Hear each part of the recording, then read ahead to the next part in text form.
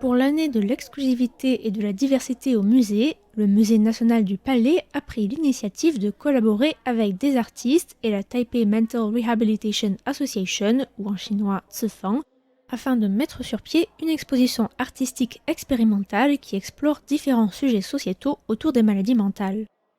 Entièrement gratuite, l'exposition a été inaugurée le 4 juillet au Silab et restera ouverte jusqu'au 2 août. Ce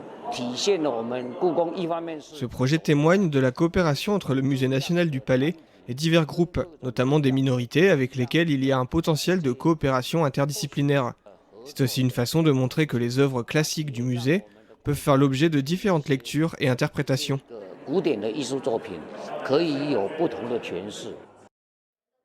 L'exposition vise à mieux comprendre les personnes atteintes des troubles mentaux, le combat de ces personnes sur la voie de la guérison et de la rééducation, mais aussi de faciliter leur accès à l'art et à la culture. Le travail de préparation a été long et a commencé en avril 2019.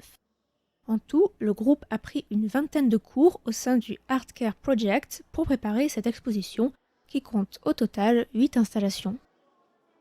Les œuvres abordent différents sujets tels que la difficile adaptation au monde du travail et la lutte pour gagner en autonomie, la peur de la solitude, la sensation du toucher et la relation entre stimulation mentale et physique, ou encore l'art-thérapie qui a complètement changé la vie d'une patiente qui entendait des voix pendant 12 ans.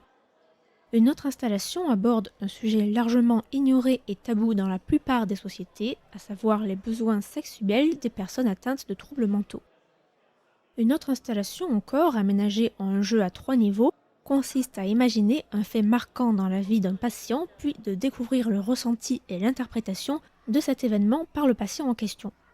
Le visiteur est ensuite invité à partager ses réflexions par écrit et à prendre connaissance de l'avis des professionnels de l'association Zifang qui ont, eux, réellement travaillé avec ce patient. L'exposition revient avec beaucoup d'intelligence, de créativité et une grande sensibilité sur les préjugés, la discrimination et la stigmatisation des personnes atteintes ou en rééducation de troubles mentaux dans la société.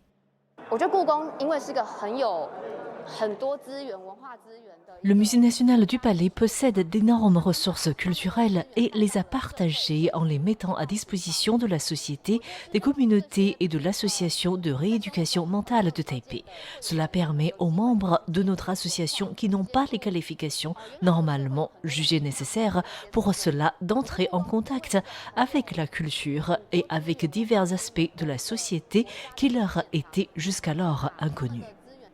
L'accès à l'exposition est libre et des visites guidées démarrent à 14 et 16 heures tous les samedis et dimanches, mais des visites guidées peuvent également être organisées en prenant rendez-vous avec le Silab.